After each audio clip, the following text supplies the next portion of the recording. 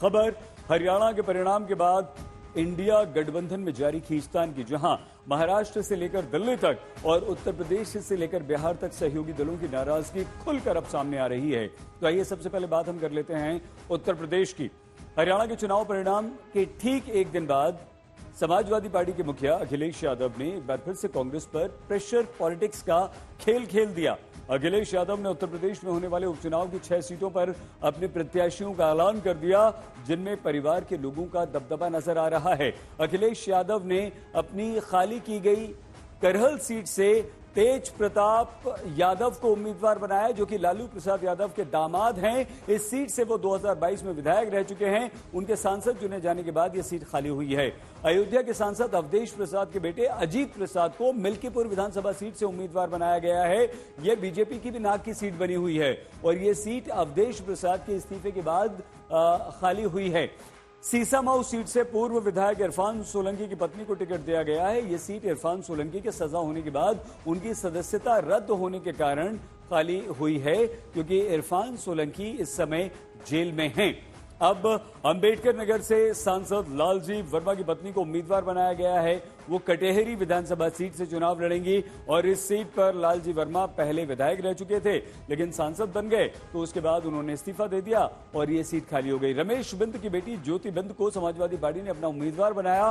बीते लोकसभा चुनाव में रमेश बिंद ने अनुप्रिया पटेल के विरुद्ध चुनाव लड़ा था, लेकिन वो चुनाव हार गए थे। फूलपुर सीट पर मुस्तफा सिद्दीकी को समाजवादी पार्टी अखिलेश यादव ने अपना उम्मीदवार बनाया है। लेकिन सबसे बड़ी बात इसमें मंझवा और फूलपुर की 2 ऐसी सीटें हैं जो कांग्रेस चाहती थी। कांग्रेस चाहती थी कि ये दोनों सीटें आप हमें दे दीजिए, लेकिन यहां उम्मीदवारों का ऐलान हो गया और इसका मतलब साफ तौर पर यह हुआ कि अखिलेश यादव ने कांग्रेस को एक संदेश बड़ा दे दिया है कि हम अकेले चलेंगे, अपनी राह चलेंगे, हो सकता है हम अकेले लड़ भी लें। उधर कांग्रेस ने भी ये मान लिया है, या कांग्रेस ये मान रही है कि उसे किसी तरह की कोई जानकारी नहीं दी गई। तो वहीं समाजवादी पार्टी कांग्रेस के सहयोग पर सवाल खड़े कर रही है। इस सुलग रही चिंगारी को कोई हवा दे रहा है तो वो हैं बीजेपी के नेता। अलायंस में जिनकी सीटें जा रही होती हैं वो अपने दूसरे विकल्प देख लेते हैं, और कई लोग जो रूलिंग पार्टी के होते हैं, कांग्रेस पार्टी के लोगों ने ये महसूस किया होगा कि ये सीट जा रही है तो वो शिथिल हो गए होंगे। जब अलायंस नहीं होता तो कार्यकर्ता का मन टूटता है, और कई बार ऐसा हो जाता है कि कार्यकर्ताओं को, निचले स्तर के नेताओं को लगता है कि हमारा अपमान हो गया, हमारी पार्टी को प्रॉपर सम्मान नहीं मिल पाया। इसलिए मेरा मानना है कि गठबंधन की चर्चा बहुत शांति से होनी चाहिए, हो पाए तो ठीक, ना हो पाए तो ठीक। तो हरियाणा के चुनाव ने ये एक चीज दिखाई कि अति आत्मविश्वास किसी भी चुनाव के लिए हानिकारक होता है। जब ये चुनाव की घोषणा हुई उस बीच लगभग समाजवादी पार्टी ने कांग्रेस के शीर्ष नेतृत्व से बात करी, और हमारा भी गठबंधन वहाँ पे गठबंधन क्योंकि पैन इंडिया है, इंडिया अलायंस में, तो हम चाहते थे हम वहाँ भी चुनाव लड़ें, लेकिन कुछ बात नहीं बनी, या कांग्रेस वालों को लगा कि वहाँ पे हमारा जनाधार नहीं है। हरियाणा के चुनाव परिणाम के बाद से समाजवादी पार्टी के नेता और प्रवक्ता जिस तरह से कांग्रेस की आलोचना कर रहे हैं, उससे स्पष्ट हो रहा है कि गठबंधन में गांठें अब बहुत गहरी पड़ गई है। वैसे भी समाजवादी पार्टी का पुराना ट्रैक रिकॉर्ड है कि जिसके साथ भी गठबंधन एक चुनाव में करते हैं, अगले चुनाव से पहले ही गठबंधन तोड़ देते हैं। और इस तरह से उन्होंने फूलपुर को लेकर के, मझवा को लेकर के अपने कैंडिडेट डिक्लेयर कर दिए हैं। ये स्पष्ट है कि अब सपा और कांग्रेस का गठबंधन ठीक नहीं है। समाजवादी पार्टी उनके साथ अब अपमानजनक व्यवहार करेगी, जैसा अपमानजनक व्यवहार कांग्रेस पार्टी ने हरियाणा में अखिलेश यादव जी के साथ किया था। लेकिन वो गठबंधन करे या ना करे, भारतीय जनता पार्टी अपने गठबंधन के साथ बहुत मजबूती के साथ तैयार है। हमें हरियाणा में जिस तरह का आशीर्वाद मिला है, उससे कार्यकर्ताओं का आत्मबल और बढ़ा है। हम उपचुनाव में सभी की सभी सीटों पर राष्ट्रीय जनतांत्रिक गठबंधन के प्रत्याशी जीत हासिल करेंगे। देखिए, कांग्रेस पार्टी का और कांग्रेस नेतृत्व का बहुत स्पष्ट इसमें मत है कि उत्तर प्रदेश के 10 उपचुनावों में इंडिया गठबंधन के 10 सीटें लड़ेंगे और मिलकर आपसी समन्वय से इन 10 सीटों पर हम विजय हासिल करेंगे। ये हमारा लक्ष्य है। जिस तरह से 6 सीटों का ऐलान हो गया, कहा जा रहा है कि कोई आप लोगों से बातचीत में नहीं, कोई कॉन्फिडेंस में नहीं दिया गया। सच बात है, इसके बारे में जानकारी नहीं है। इंडिया गठबंधन के कोऑर्डिनेशन कमेटी से अभी कोई चर्चा नहीं हुई है। और आइए अब अखिलेश यादव की इस प्रेशर पॉलिटिक्स को हम समझने का प्रयास करते हैं। आखिर अखिलेश यादव ने सीट शेयरिंग के ऐलान से पहले उम्मीदवारों का ऐलान क्यों किया? चौतरफा चुनाव में भी अखिलेश यादव ने यह दांव खेला था, जिसके बाद कांग्रेस बैकफुट पर थी। उस समय मध्य प्रदेश, छत्तीसगढ़, राजस्थान के परिणाम के बाद कांग्रेस को झटका लगा था और इस बार भी हरियाणा के परिणाम के बाद अखिलेश यादव ने ये दांव खेला है।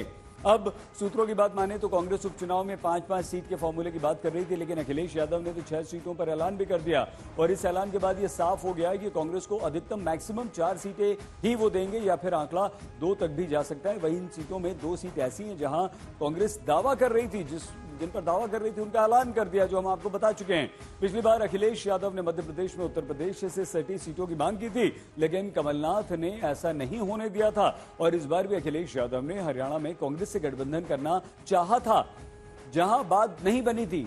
अब जब परिणाम के बाद गेंद अखिलेश यादव के पाले में आई है तो फिर से अखिलेश यादव ने अपनी पुरानी प्रेशर पॉलिटिक्स वाली चाल चल दी, क्योंकि इस समय कांग्रेस बैकफुट पर है और समाजवादी पार्टी जो हैं वो फ्रंट फुट पर अखिलेश यादव खेल रहे हैं।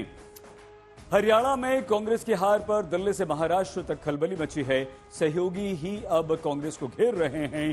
कांग्रेस को अहंकारी, अति आत्मविश्वास में चूर, जीत को हार में बदलने में माहिर और न जाने क्या क्या बोल रहे हैं। सबसे तीखा हमला महाराष्ट्र में हुआ। शिवसेना उद्धव गुट ने तो कांग्रेस को हरियाणा की हार से महाराष्ट्र में सीख लेने का ज्ञान दे दिया। हरियाणा विधानसभा चुनाव के परिणाम को लेकर शिवसेना ने अपने मुखपत्र सामना के द्वारा कांग्रेस पर जमकर हमला किया। शिवसेना ने इंडिया गठबंधन की दुहाई देते हुए कांग्रेस पर कड़ी टिप्पणी कर दी और इसी के साथ आगामी महाराष्ट्र चुनाव में गठबंधन को लेकर भी संकेत दे दिए।